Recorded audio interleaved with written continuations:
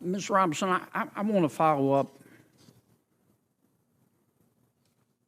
by trying to understand your answer to one of Senator Cruz's questions. And this is really a question, not a suggestion. Do I understand your position to be that there are two sexes, but there can be more than two genders?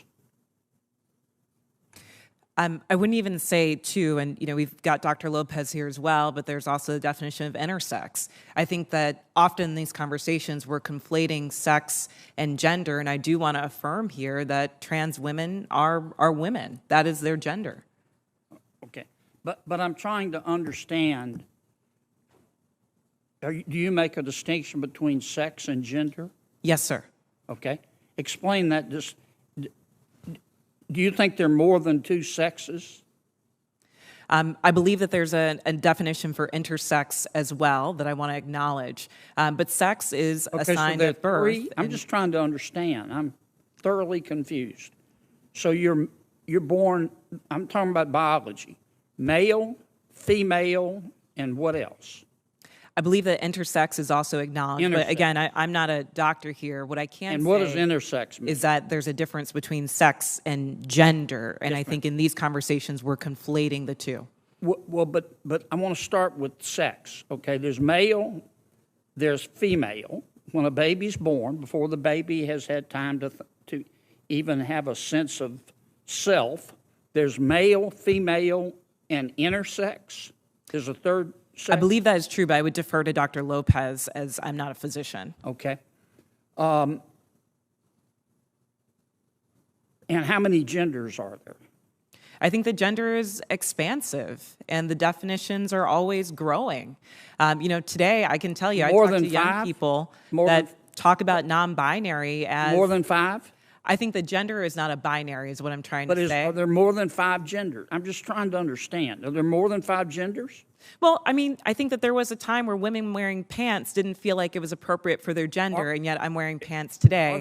I think that there are ways that we express our gender that are expansive. Are there more than five?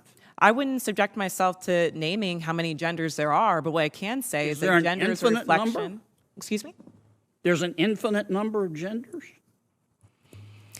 I think depending on your culture, there are a lot of different genders that exist. And I can also say that it's a term that's evolving. If you look at young people today, they really don't lean into the binary of only woman and man. So I think that it's incumbent upon us not to legislate on this, but create space for them to explore what their identities are, what their gender identities are. Let's get back to athletics. I think I understand what you're saying. There are three sexes: male, female, and intersex. I believe that to be true, but again, I'm not a physician. And there are an infinite number of genders, because gender is a mental state. Gender is about expression, and I think that there are a variety of ways that you can express your gender. Okay, so there's infinite number. All right, let's go back to the biology. Male, female, boy, girl, okay? Biologically, do males have an advantage over females biologically in sports? Again, I'm not a physician, and I can't speak to that. What's your real-world experience? It depends. There are some people who are born male that I'm faster than if I were to sprint against them, and some that I'm not.